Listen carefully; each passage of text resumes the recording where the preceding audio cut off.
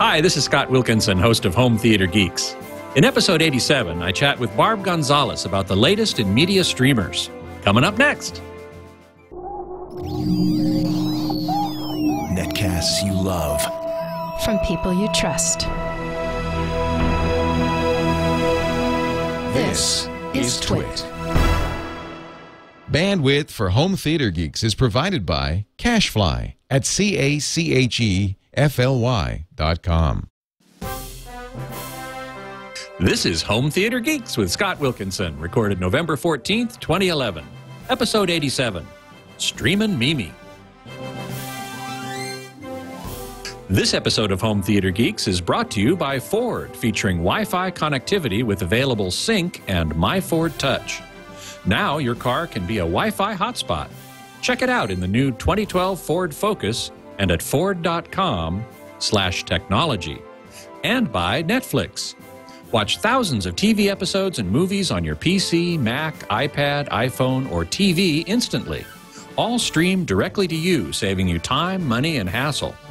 For your free 30-day trial, go to netflix.com/twit. Hey there, Scott Wilkinson here, online editor of HomeTheater.com. This week's guest geek is Barb Gonzalez, a.k.a. the Simple Tech Guru, who specializes in explaining technical issues to the average consumer, especially streaming media, which is what we're going to be talking about today. And she's, in fact, a return guest on the show. Hey, Barb, welcome back. Thanks for having me, Scott. It's always fun to be on. Thank you. It's always fun to have you here. Those who are tuned into the live video stream at live.twit.tv or into the chat room at irc.twit.tv can post questions for Barb, and I'll pass along as many as I can as we go. So, Barb, the big news this week is that Logitech abandoned its Google TV platform called Review. The Logitech Review with Google TV, yeah. And that was really funny because we had made arrangements for me to come on and talk about Google TV and the new Google TV updates that I'd already gotten on the Sony. And we had discussed about when is it going to come to the Logitech Review. And while I was kind of doing a little research, all of a sudden, boom, it's gone. No more man. Logitech Review. What happened? Well, did they offer any explanation or what was the deal? Oh, there's a lot of bad feelings. I mean, you know, not too surprising, really. Google TV never really got the content that they needed to fulfill what exactly it was that they wanted to do, which was that if you wanted to watch a TV program, you could watch it online, or you could watch it on your cable or satellite box service or your DVR, and you just said what you wanted to watch, and it would find it for you. But when I saw the first demo, I was very impressed because they seem to be aggregating all these different sources of media content, TV shows, say, and putting them all together in one list. And you could say, well, I'd like to watch this. Okay, well, it's available here, here, or here. Which one would you like? Right. It seemed like a great idea. Yeah, well, they had to make the deals with the content providers. They just couldn't do it with any of the TV shows so that they could make them available for free. I guess there's a little bit, you know, and Hulu Plus also, you know, they couldn't do Hulu either. So any of the TV shows, if you want to watch them, you now have to watch them from a paid service. So, you know, how good is that really? Because if you could watch it on your cable box, why are you going to watch it there? You know, what do you need a Google TV for? Although that there is some cool things with the new update, and we can talk about that as we start talking about the whole update, I suppose. But, sure. You know, they really just never got the content going. And because they didn't get the content going, people just didn't buy into it.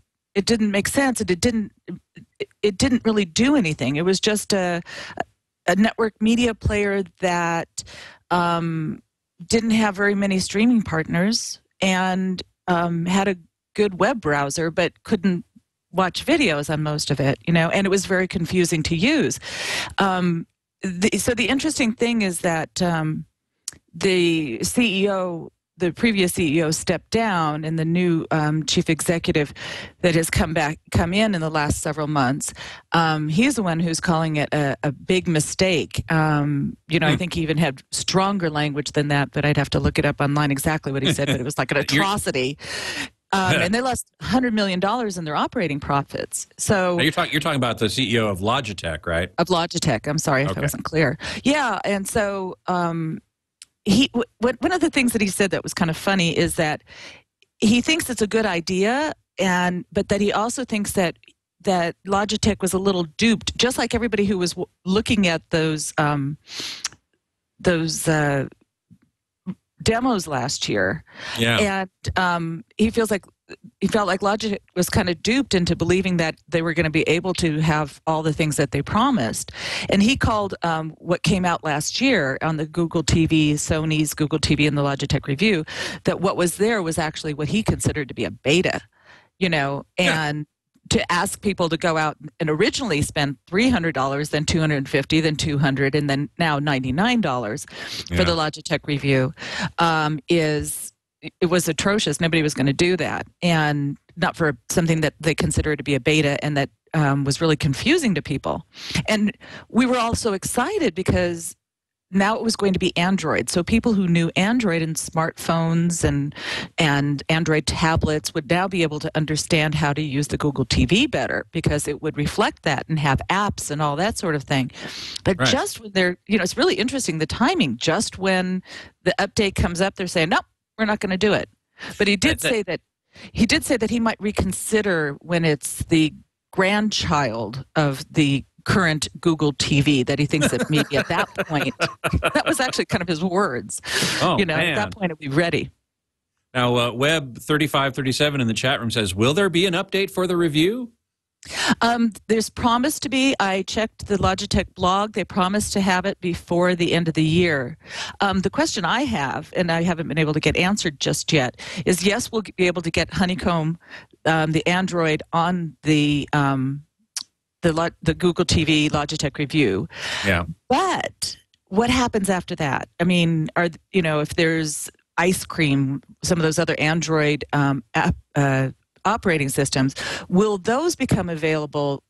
Like since Sony is continuing with it, they're certainly updated as time goes on. Will Logitech also have that same kind of updates available? I don't really know. Yeah. So but then it's not really much different than any other static operating system, where you can't really change the whole operating system like on a smart TV, like Samsung TV, the way that's set up. It's very encapsulated, yeah. Yeah, it's encapsulated. So I've been using my Logitech review for the last year. I use some of the features, and sometimes I'll go online, and with the new Google update, on the Android update, there's some pretty cool things on it. So I think that I would continue to use it. Why not? Can you elaborate? What are some of the cool things that are in the update? Well, what are some of the cool things in the update? Well, it has lots of apps now. Like some of the things that you might find even on an Android phone, you can actually do banking. I can check my Google AdSense ads for my website. There's there's apps that are different than just regular apps that you would normally find on a television. It's a little bit easier to navigate, because now across the bottom of the screen is some of the main kind of app areas. Like you can have the live TV or TVs and movies or games or whatever, and it's kind of along the bottom. YouTube is on the bottom. But the thing on the TV, and the TV and movies area, you can go into it and look for stuff that's free. The only stuff I could find that's free was old, Bewitched episodes and things like that. I can't wait to see that. When you can get that on Crackle anytime. But the thing that I kind of think, but the way it has it set up is one of those things where it's, all the different on-screen pictures of each of the movies, sort of like. Right. Yeah. Little screen caps or something. Right. So it's like a library that's in front of you. Right. And it's in different categories like drama and sitcoms and things like that. And it takes your guide from your, like my cable service. It takes your guide from your cable service and it shows you what's on by the TV show. So I can like now go through a screen as though it was like a Netflix screen and find, Everybody Loves Raymond is on my cable box, and click on it straight from there using kind of a mouse cursor, or go up and down and right and left, and I can see it visually, which is kind of nicer than seeing those guide or having to read through everything. You can find your favorite shows or find a movie you want to watch that's on your cable box just as easily as you might be able to find it online. So it doesn't find things that are free very often, but it will find a lot of stuff and tell you how much it'll cost you. But you still can't go to any of the Google Chrome still won't let you go to any of the CBS, ABC, NBC, Hulu, or any of those kind of sites. It won't let you watch them. But this always frustrated the heck out of me, because I thought that Google TV was finally going to be that thing that aggregated everything and let us find anything and everything online with a Chrome browser, if nothing else. But then, of course, all these providers blocked it for the reasons that you said earlier. I think Google was a little, I won't say. Anyway, Google just didn't make a lot of friends in advance. They kind of took a lot of things for granted, that they were going to be able to make some deals that they just weren't able to make. So, that's where you end up. You end up with a good idea. And like I said, it's kind of cool with the Sony Google TV that you can see all of your programs like that and get around through it that way. And just some of the ways of getting around in the YouTube, searching for YouTube videos and things like that. But they also have lots of other stuff like Reddit. For the people who really like Reddit, you can set it up with your Reddit account so that you can see all the videos of the subjects that you are really interested in, because they have all these subcategories that you can look up and stuff. And I don't know what Reddit is. Reddit is something that my son's very into. It's a social site where people put up interesting articles, or maybe they might write something themselves on every minute kind of subject. And you can like look up cigars, and they'll have all kinds of videos on cigars, and they'll have blog links to people who are writing about cigars, and then people will make comments and they vote on which is the best articles and things like that. So my son, whenever he wants to find out anything, he goes to Reddit and finds an expert on whatever it is that he's looking for. Homer in the chat room says, review reminds me of Web TV. Do you remember Web TV? I'm sure. Did you ever use it? Oh, gosh. I'm trying to, let me see if I can get those cobwebs off. I think that it had sort of a web browser, did it? I can't remember, but I don't remember either. Microsoft one. That was the Microsoft one. Yes, exactly right. Yeah. I think that we're still a little bit more sophisticated than back in those days. But then the websites are more sophisticated too. So, right. And there's no email. I mean, that was one of the big selling points when I used to sell web TV, was that people who couldn't understand computers could get their email on it. Right. You can Twitter, and the Facebook app is just for. No, I haven't seen the Facebook app on that. I'm sorry, I'm confusing the Roku box. So, right. Google TV has a Twitter app, you say? Or a Facebook app, rather? They have a Twitter. I don't think they have a Facebook app. I haven't seen the Facebook app. But so, obviously Google TV is not going to be supported. Well, Logitech isn't going to support it anymore. I mean, I guess they'll push out this update, which is what, 3.0 or 2.0 or something? I always lose numbers. Yeah, whatever. The latest one. They're going to push that out, but then probably not support it after that. What about Sony, though? I mean, they're still pushing it on their TVs, and I think they have one Blu-ray player. that has Google TV? Oh, yes, they did. They do have a Blu-ray player. The word on the street, or the word on the blogs, is that Sony is going to keep up with their Google TV as they have, because they have what they have invested in it, but that they're coming out with something better. That there's something on the horizon that maybe we'll see at CES in January at the Consumer Electronics Show. That is supposed to be something better than Google TV.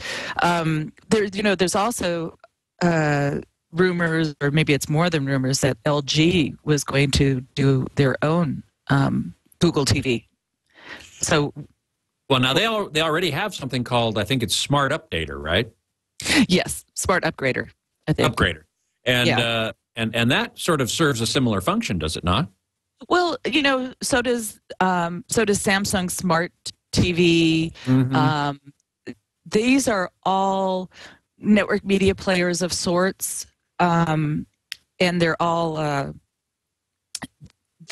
media streamers. And some of them have apps. They're certainly doing their own app thing and stuff. So, but I don't think that Samsung's going to abandon it. And there had been word that they were thinking of a Google TV.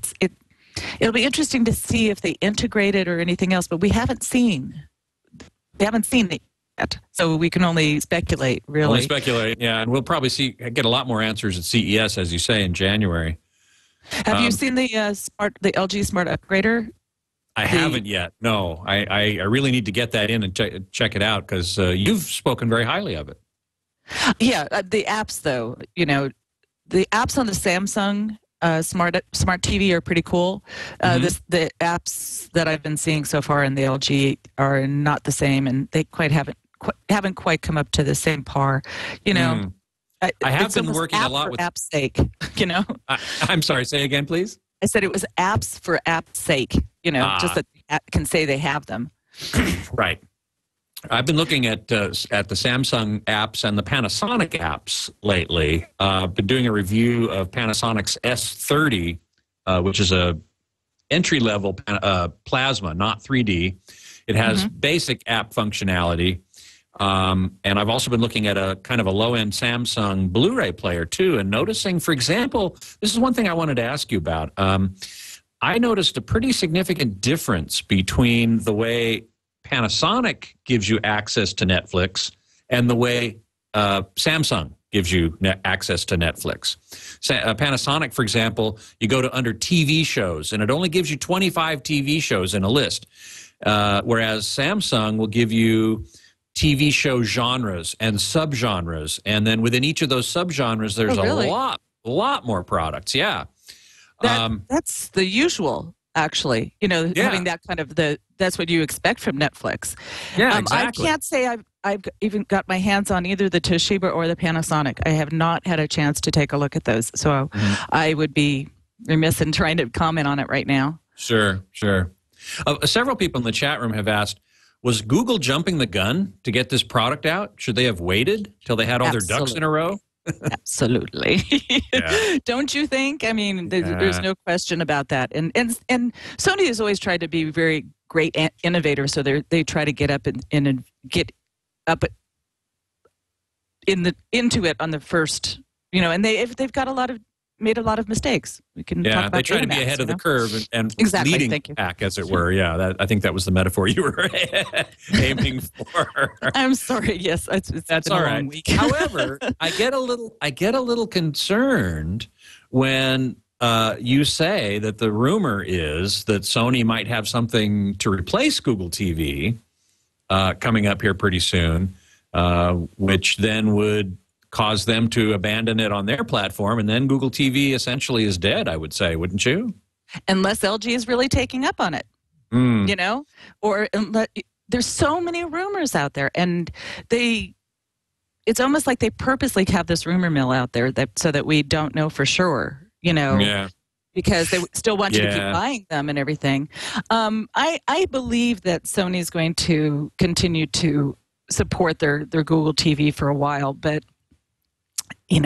I don't work for Sony, so that I don't have inside knowledge on that one. Sorry about that. Web 1833 in the chat room said, I had a review for less than a week and took it back to Best Buy. My verdict as well as most not ready for prime time. So, unfortunately, that's Google's big mistake, I think. I mean, they make a lot of home runs. They do a lot of things well, but this doesn't seem to be one of them. Well, and one of the things I have to say, if for the people who are getting the update on the Google TV, or you know how they said it was going to be so much easier on the new Google TV, one of the things I found was really interesting was unique to Sony, and that was that a lot of the apps that were really easy to find before, they were just like right on the front screen. You have to go into Sony Recommends and then into Spotlight and then find them. And figure out whether they're under lifestyle, which like some of the sports apps or channels or whatever you want to call them are under lifestyle, not under sports, or, you know, is it under entertainment or whatever. So it's kind of hard to find some of the ones that were just right up front before. But on the other hand, the thing that's the Sony TV, Google TV has over the Logitech was that the Logitech could never do very well with playing your own photos and movies and music, your own media libraries. Really? It didn't really have DLNA. It had some sort of Logitech media player that never really worked. But the Sony, whatever they've done on their Google TV, they've done the same thing that they've done on their media players, which is it plays just about any video codec you put it towards it. It'll play any kind of video you want to put towards it. It can find everything that has DLNA, but then Sony's always been a big supporter of DLNA. So right. You know, so that's a pretty nice feature. I mean, if nothing else, you've got the Google TV is a smart TV, and it's very smart, and it has a lot of features. And I feel like actually, if you were looking at it as a smart TV and comparing it to something like the Samsung, it's much easier to use, and there's much more to do on it.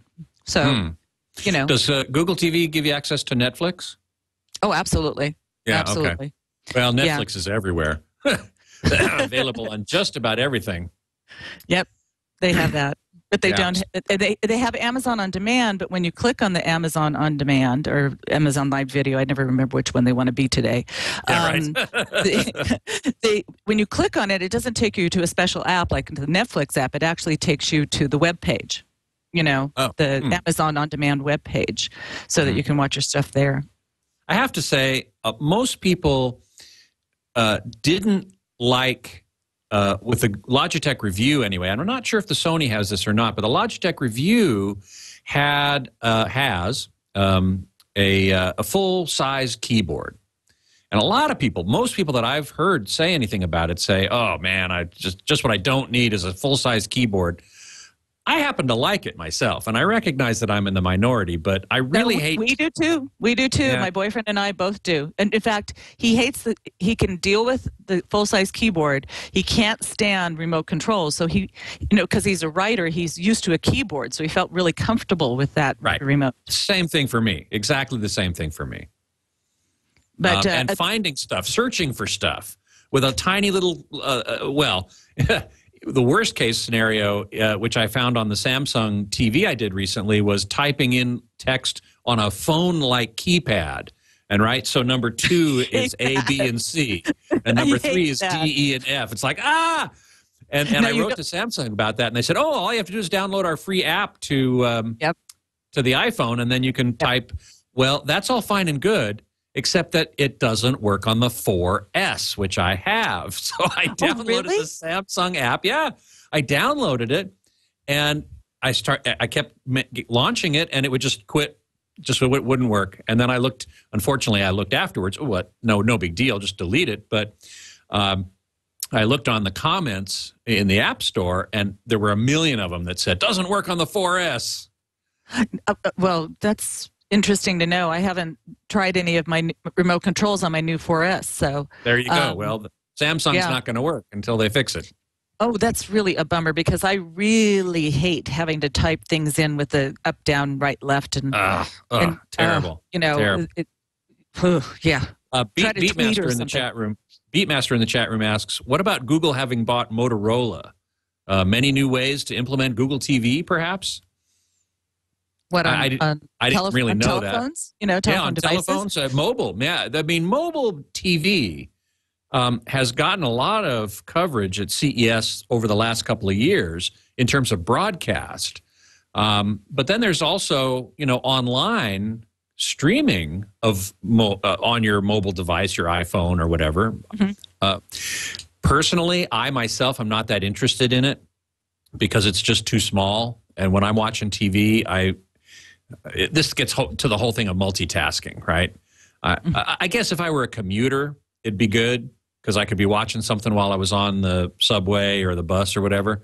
Not if I was driving in LA. Well, sometimes it gets very stop-and-go traffic in the middle. Of course, Beatmaster then brings up here and says Motorola made many set-top boxes for cable companies. Now we're talking. That's exactly right. Oh, yes. In fact, I probably have a couple. Yeah, exactly. So we may end up seeing Google TV implemented. Do you think cable companies would even want it, or would they just totally rail against it and say, no way? Oh, now you're talking a lot of analyst stuff, but I mean, there's a lot of speculation in all of this. Well, look at Dish actually is very integrated into Google TV. They've made a lot of things available so that when you have a Logitech review with a Dish satellite box that I think it's like the 920 or something, that you are able to actually even search the DVR. Now, I'm kind of talking about what people have sort of told me about. So people, if I'm incorrect, please just let us know how it really works. I don't have a Dish, so I can't really say for sure. Actually, I do have Dish. And I, in fact, do have a Logitech review as well, which I never took out of the box. They sent it to me for review, but before I could even get it out of the box, I heard so many negative things about it. I said, well, you know what? I'm just going to wait until they update it and fix the problems that people are complaining about. A year later, you still haven't opened it, have you, Scott? And a year later, I still haven't opened it. So I'm really, I'm going to open it, and I'm going to get the latest download, the latest update when it becomes available. And I hope maybe you'll help clue me into that if I don't notice it beforehand. We'll send you an email, let you know. Send me an email. Let me know when it's actually out, because I do want to update that box and integrate it with my Dish Network DVR, which I have. Well, I had talked to you about, I was all set with this new update and everything. I was all excited about this new update, and I have a Logitech review box, a brand new one, that I was going to give away on my website, this www.simpletechguru.com. And I had this whole plan of doing a rollout about the Logitech review and talking about it, and then giving one away in December. And then I get this news that but it's not a door. It's not. It's not a doorstop. It's not a paperweight. It's not a giant paperweight.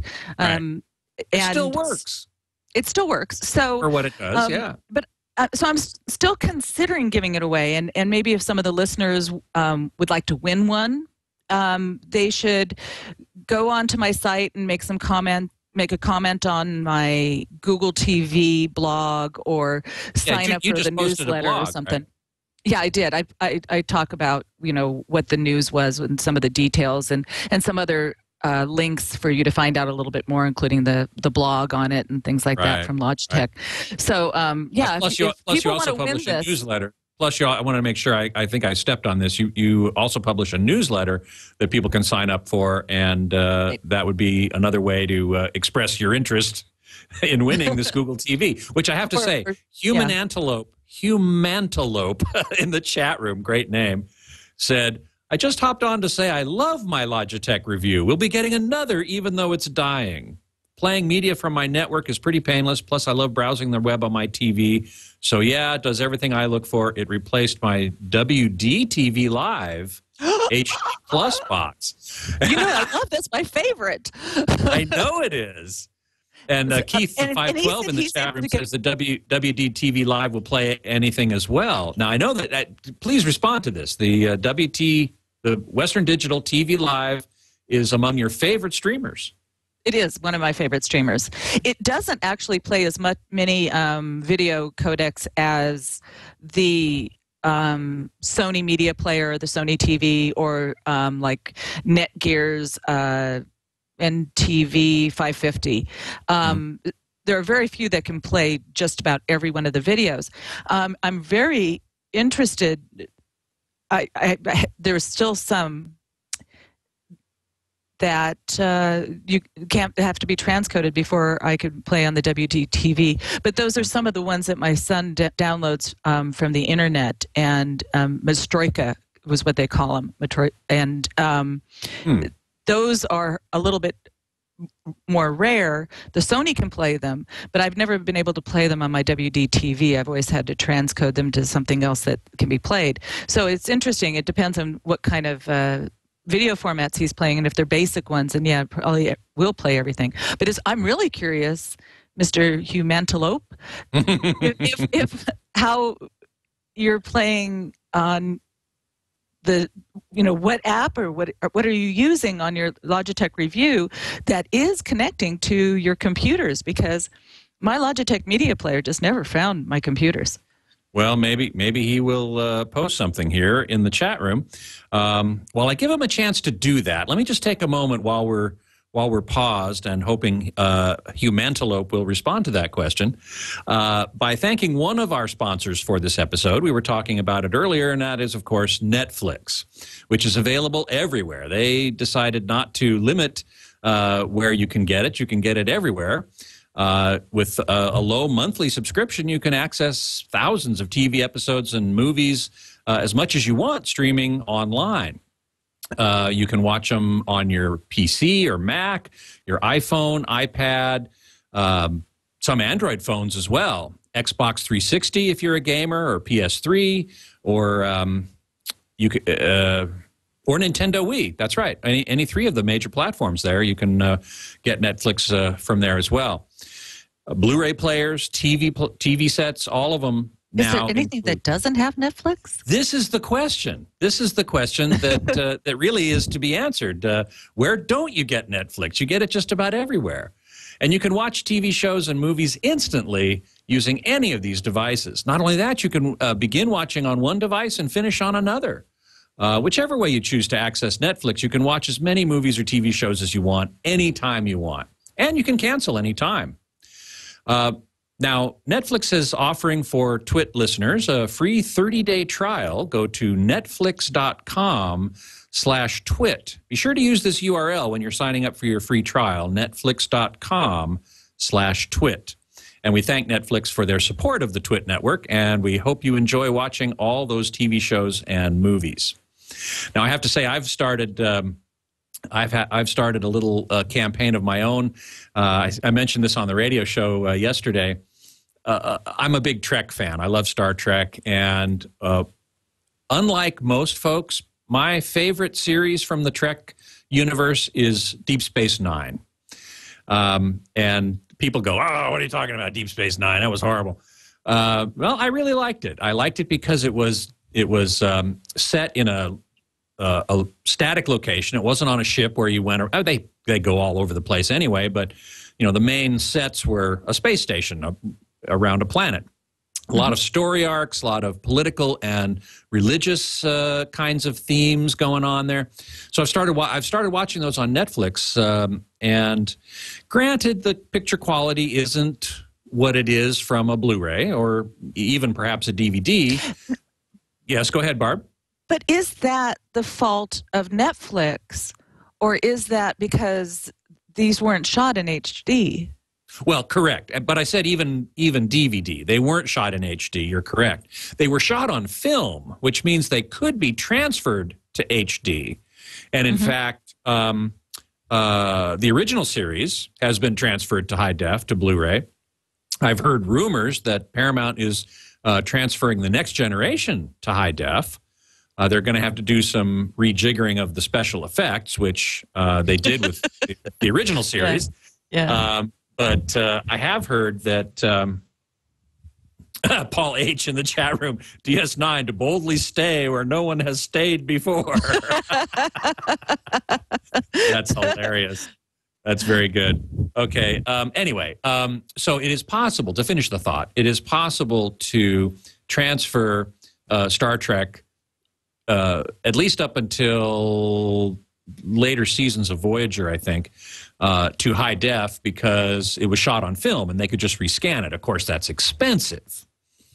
And then so it depends on whether or not they think they're going to sell enough copies of it to warrant that expense. Now, Web 881, getting off that topic, asks or makes a comment here in the chat room.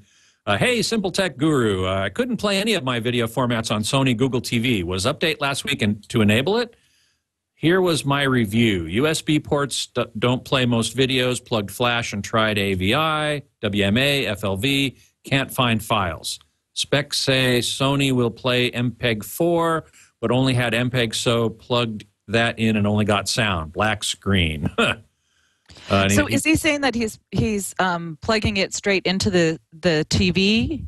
Well, I'm not 100% sure. Hopefully he'll post a comment there. And an update. Let us see. And so here, so my two questions to him would be: did you plug it straight into the TV, and you were just trying to play it straight off of like a external hard drive or flash drive or something, or are you streaming it over your home network and having it find your shared files on your computer and going to it through the place where it says Sony recommends and the Sony Media Player app? That's the one I'm talking about. Okay. Okay, well, let's see if he responds in the chat room. Meanwhile, I wanted to ask you, you mentioned about transcoding, and that if if Sony TV or some streamer doesn't decode a certain codec, then you need to transcode it. How do you do that? Do you have what device do you use that changes from one codec to another? It's all about the software. It's all about the apps. One of the ones that I use is called Air Video, and I think that's probably one of the easiest ones. I have that for my computer, and so I open up the file, and it just asks me what I want to make it. Usually, it will turn it into like an AVI or one of those really general kind of files, but it will take the MKVs, which is Matryoshka, or I can't say it right. Those kind of files, and make them available as an Air Video file, and then you can play it on anything. There's some apps that'll just do it when it takes it. Another thing that you can do is if you have like Twonky Media on your on your Mac, or actually you can have it on your PC. But if you have the Twonky server on your Mac, you can go into the configuration, into the tools, and you can choose to, if it has this kind of file, transcode it to this kind of thing. Or, and you can do the same, like if you get some PNG files or something and you want to make sure they're all JPEGs, you can make all those choices in the configuration. Oh, okay. All right. So, but you have to, it basically you're going through your computer at that point. Yeah. I mean, it's not going to be transcoded at the device. It's going to be transcoded before it's sent. Right. Web 881 replied to your extra questions. Yes, plug straight into the TV. Yeah, then you're using you're using different software. You're not using the software for that has been created for the Google TV that turns it into a media player, and so you're very limited on the file formats. That often happens. Okay, so your suggestion then, just to reiterate, is to plug that hard drive into your computer and share those files over your home network. Gotcha. Let's see. There was another question in here. Oh, yes. What's your opinion of the Argosy streaming box? I like it as it has the most services and also a robust UPnP DLNA function and can play just about any video, including MKV. Unit also comes with a terabyte hard drive for $120. Holy cow, I'll just buy it for the terabyte hard drive. I don't know it. I'm sorry. Don't know the Argosy? Okay, well, there's one for you to check out.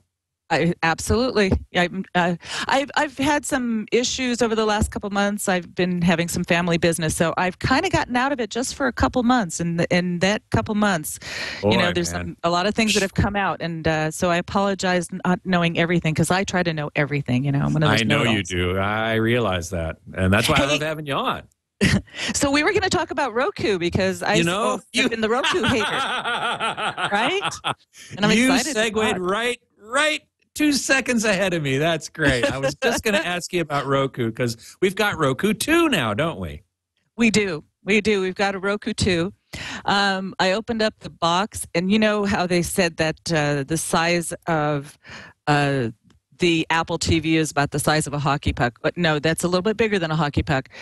But the Roku 2 is truly a hockey puck. It's a third smaller than an Apple TV. Wow. I mean, I could probably put it in like a big coat pocket and take it with me. It's crazy. Wow. I mean, How does that compare to the size of the original one? Like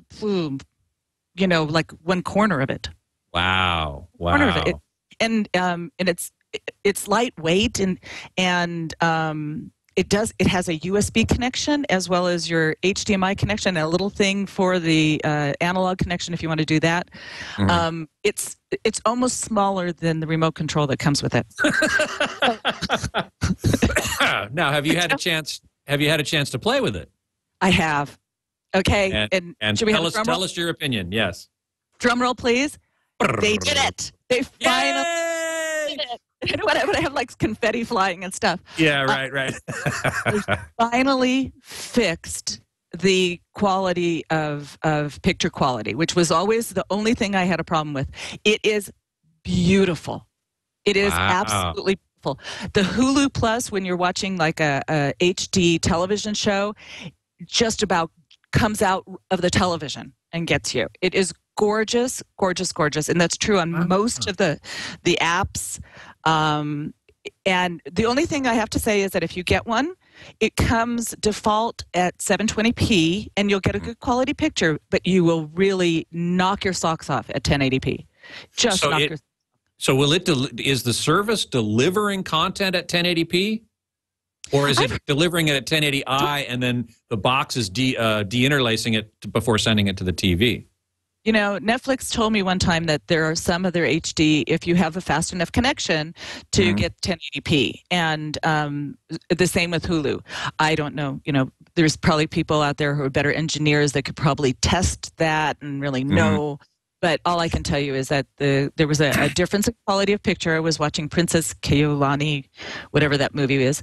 And just perfect details, stitches in the clothing, and just wow, just gorgeous. And I'm so amazed. the thing is, you make sure if you get one and you've got a nice home theater that you go in and you tell it that you want 5.1 instead of stereo because it's defaulted with stereo. You go into your settings, and also go in and to the video and tell it 1080p. So that's very cool. Let me tell you some of the other things that I think is so great about this new Roku 2 box. Oh my God, I can't believe it's going to be, singing the praises of Roku 2. But they have a new remote, and the remote control. Gosh, I want to run over and get it. It has like the up, down, right, left buttons. On the old one, it was sort of a soft kind of key where you kind of pushed it down, and sometimes it didn't really register that you were going up or down or whatever. This is more like a rocker, right and left and up and down. So when you press on that up button, it knows exactly where to go up. And so when you do those on-screen typing like we were talking about before, you can really get around that keyboard fast because it just goes exactly to where you want it to go. And I think that's because the remote for the top of the line, which is the one I got, is also a gaming remote. They haven't set it up for gaming because of Angry Birds, and also Pac-Man. It works really well with Pac-Man with that up down. Right. Wow, is that still around? It's around again. You know, around again. Yeah, it came back. Around again. But go ahead. The Angry Birds. So I tried out Angry Birds, and I almost didn't finish my review because I just couldn't stop playing. Da Vinci Wonder asked, does it do Dolby Digital 5.1? You said it does 5.1. I assume that's Dolby Digital. I didn't look at the specs. I imagine it's either Dolby Digital or it's DTS or something, but or both, I mean, doesn't 5.1 have to be that? You know? I'm sorry? I mean, 5.1 has to be one or the other code. One or the other, yeah. Yeah, it's not going to be Dolby True HD or DTS HD because those are just too bandwidth intensive. Dav Boy in the chat room says, Roku is excellent. Roku Lite LT is only $49. How much is the high-end Roku 2? $99. Oh, man. Yeah. That's and amazing. They usually have like 20% off right around Christmas. So you'll probably be able to get it for about $79 or $80 or something. Yeah, yeah. Okay, so what else do you like about it? Oh, gosh. Yeah, I just loved it.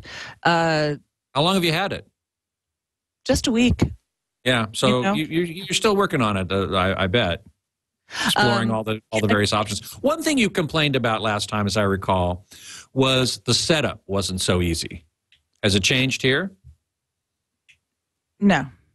And it's not that it's not so easy. It's just the back and forth. You can get into your Netflix by just typing in your email address and your password and stuff like that. So you don't have to go back and forth to a computer to set it up for your Netflix. But for Hulu Plus and Amazon and any other thing that you have a account for, you will have to, write down the code. And I actually take my iPhone, just take a picture of the screen and then walk over to my computer and type it in. Sometimes you can do it on your iPad if you want to, right in front of the TV. But not all of the sites accept the activation. So sometimes it's just easier to do it on a computer.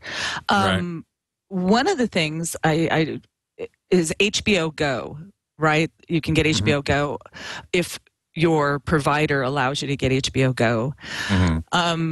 Like for Comcast and some of the other AT&T Uverse and different places like that allow you to get HBO Go on things like iPads or other devices. Roku has HBO Go, but not all the same providers allow you to get Roku on your HBO on your Roku box. So it depends on who your provider is. Exactly. And it's very, very limited. And, they say write to your provider and ask and things like that. But the biggest one, of course, being the Comcast Xfinity. You can't get, if you're a Comcast subscriber, you can't get HBO on Roku. I keep saying it backwards. You can't get HBO on Roku. So that was kind of an interesting thing. One of the things about Roku that I found very nice is that it provided access to the TWiT network, the network we are currently on at this very moment. And I assume Roku 2 retains that? They do. They do, absolutely. That was the other thing that was really cool. Okay, was in the setup, I've got the old Roku boxes, so I have my Roku account. When I set up this one, when I activated the new one to go with the with my account,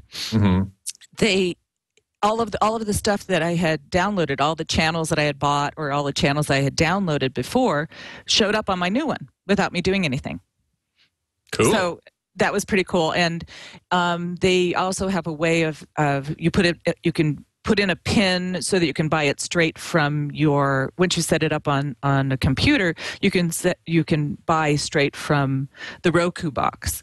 So if you find a channel you want to get, like I think Pac-Man is like $4.99 or whatever, it can just charge your account straight from as long as you put in a PIN number, so that and so that was pretty cool too.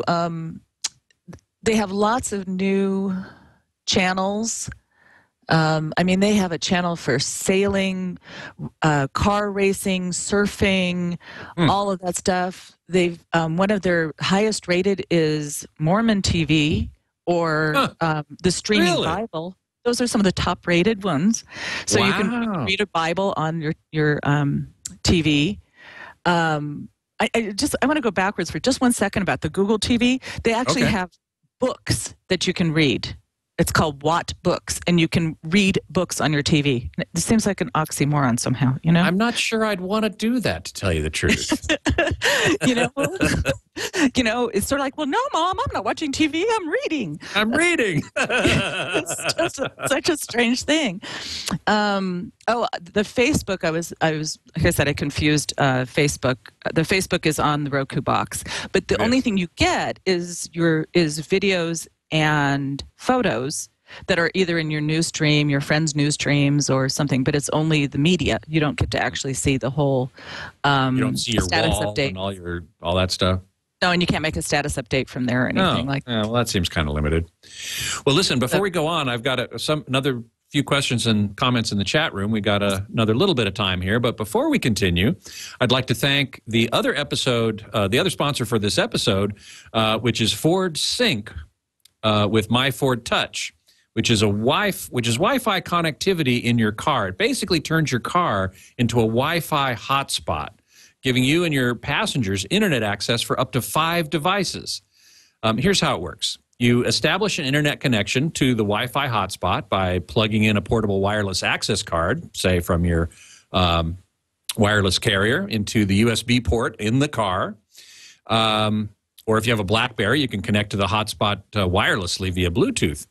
Then you connect up to 5 Wi-Fi-enabled devices in your car to this hotspot using a secure password, and boom, you're in. Now your passengers can listen to music, browse the internet, download apps, play games via Wi-Fi. That could cause some problems in the back seat if your kids are getting a little rambunctious, but that's another story. They can connect their laptops, tablets, mobile phones, other internet devices, up to 5 devices at once, and all without additional subscription. Ford Sync with My Ford Touch, featuring Wi-Fi connectivity, is available in the 2012 Ford Focus. You can learn more about it and other technologies Ford is bringing to their vehicles at ford.com/technology. I'm going to have to go there. That sounds really interesting, Scott. Yeah, it does to me too, actually. I usually drive a car with one of these technologies, a Ford typically, to CES. So I'm hoping to get one with this new technology in it for the drive in January, which is coming right up. You're going to be there, right? I will. I'll be there. I look forward to seeing you. Let's see. People are asking about a couple of other units, streamer units, that I wanted to just quickly see if you had any comment about. One being the Popcorn Hour.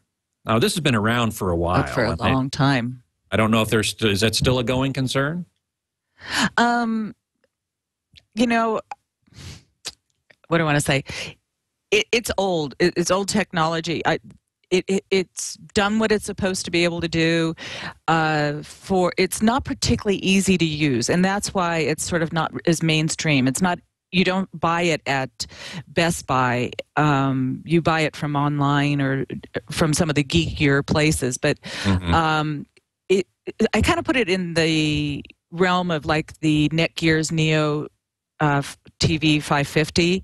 They're both very, very good units, but they're not necessarily as easy to use as something like the Western Digital TV or the other Netgear TVs or any of the smart upgraders and all that sort of stuff. They don't try to be all that user friendly. That's been my experience. What about the HDI Dune? You guys, you're making me feel bad. I've been mostly covering all of the general ones for the general public. I don't even know what the HDI Dune is. I don't either. But I'm making a list.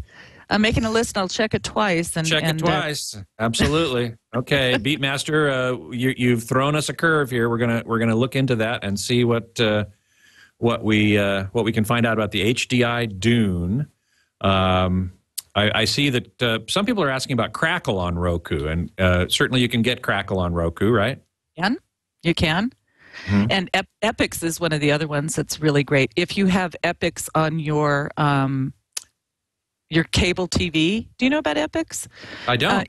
EPIX. I've heard of it, but I don't know much about it.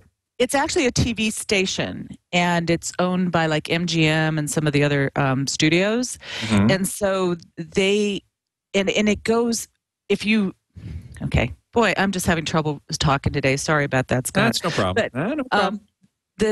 What you subscribe to the station just like you would HBO or whatever, and when you subscribe to the station, you can watch it when it's airing on the cable TV, or actually on Dish as well, or you can watch it video on demand through your cable box, or you can watch it on Roku or some of these other devices. I actually think it is on Google TV as well, that where you can just watch any of the programs on the device if you're a subscriber with your cable provider.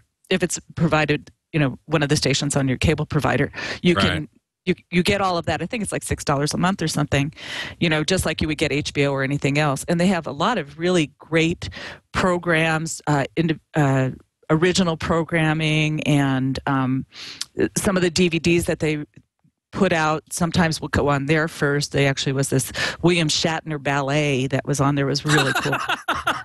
It was very funny. It's very cool. It wasn't William Shatner in a tutu, was it? No. He had some sort of album where he was sort of singing, talking, and they did a ballet to it. Oh, I gotta see that. It's on DVD as well. So the other place I've seen it is on that. That is just too cool. But yes, we had another question in here, which was, does the Roku stream MKV? Is that what it is? That's the MKV files. Yeah, from locally networked sources, or is it only an online streamer? You're talking about Roku. Or you're talking about Google. Roku. Roku doesn't really stream. Roku. What do you mean? That's the one thing. There's not really a media center to stream from anything in your house. It is an internet streaming device. Oh, okay. All right. So it doesn't really stream MKV files from your network sources. No, and it doesn't stream anything. It doesn't stream your photos or anything else. If you want to get your music, you have to upload it to TuneIn, which is you have to upload it to a website and then play it from your website down to your Roku box. And the same, if you want to look at your photos, you have to put it up onto Picasa or Flickr. And I don't even know if you had video. They just figure it's meant to be an internet streaming device. Streaming device, yeah. Fred Flintstone in the chat room asks what you think of Boxy. I like Boxy. They have a lot of interesting channels. I've had a lot of fun with the channels that they have on Boxy. You are able to get more TV shows than you are on the Google TV, certainly. They didn't get everybody angry at them. And it's a fun kind of social environment. And so you can find out what other people are finding on the web, or interesting TED Talks or anything, and you get some really great recommendations that you might not get with some of these other devices. Vince360 says the Boxy Box is getting live TV integration with a new update. I assume you have a Boxy Box in your collection. I do. It'll be interesting when we see them come through. We'll be right on it. Let's see. I knew there were a couple other things in here. Well, I can't seem to see any of them at the moment. Looking through the chat room is sometimes a little tricky because it's all the same color, except when people use my handle, which is Scott Wilkinson, capital S, capital W, no space. Then it shows up on my display as blue. So just a note to you chat roomers. If you want to get my attention, use my handle, my screen name, and it will see it. I will see it a lot better. Web7140 says, sorry, but the Boxy Box is buggy. I suppose that may be true. Depends. It always depends on what you're trying to do with it. Sometimes we try to do things that we think it's supposed to be able to do, and it doesn't. Right. I haven't taken it to that extreme. I haven't found any bugs in it, but it just depends on what you're trying to do. Yeah. Have you ever used Slingbox? I haven't had a chance to since it first came out, but I'm looking forward to it, and we'll let you know when I get one and what I think of it. Yeah, yeah. Let's see. Humantelope again asks, not sure if you've answered or not, but at some point in the last few minutes, but maybe have you messed with the new WTV Live box with built-in Wi-Fi? Now, we've talked earlier about Western Digital TV Live and one of your favorite streamers. Have you tried it with Wi-Fi? With Wi-Fi? What do you mean? Well, I guess I use it with Wi-Fi all the time. All the time? Oh, okay. Well, that's one question I have for you then. In terms of streaming, is there any appreciable performance difference between Wi-Fi and wired Ethernet connection? For example, on this show, I have advised you to connect your computer with a wired connection because Skype video works a lot better with a wired connection than with Wi-Fi. And I wonder if a similar difference is true when you're streaming content from the internet. Yes, but I got to tell you, some things have really been changing. I just got a new Netgear, I think it's a 4800 or 4200 router, and it has a 2.4 gigahertz and a 5 gigahertz band, and it is, you can totally optimize it for video and such, and I am screaming. You know, it really, the difference between wired and Wi-Fi are really getting much narrower of a difference. If you just get the right router, and you really are going to be able to get everything that you want around your house. And it also depends on how many devices you're doing and how many people are doing things and at the same time. You know, that always has something to do with it. But so it's Wi-Fi I use. By the way, the Wi-Fi I use is a Netgear adapter that is very cool and can bring in Wi-Fi very easily to a lot of devices that don't regularly have Wi-Fi. Okay. Well, cool. We've come to the end of an hour, and it went by so fast. I want to thank you so much for being on the show again and bringing us all the latest news on Google TV and Roku and everything else. Barb Gonzalez, thank you so much. And thank you for having me on. And remember, if anybody wants to win that Logitech review, they should go to mysimpletechguru.com and make a comment on the Google TV blog, or go to facebook.com/simpletechguru and make a comment on there. And if I get about 100 people or so, maybe I'll really run this contest and give away that Logitech review I have sitting in a box. You know, why not? It's sitting there. It's something that somebody can use, I'm sure. And so I encourage you all to go out and check it out. Thanks for having me on, Scott. You bet. It's my pleasure. Thanks so much. Again, that Barb's website is simpletechguru.com. My online home is hometheater.com. You can email me with questions or suggestions for future podcast guests at scott@twit.tv. And you can follow me on Twitter at htgeekscott. Next week, my guest geek is scheduled to be Eisuke Tsuyuzaki, the Chief Technical Officer of Panasonic North America, a very high-ranking technical guy at Panasonic. And we're going to be talking 3D and streaming again and some very, very cool stuff. So I sure hope you will join me for that. Until then, geek out.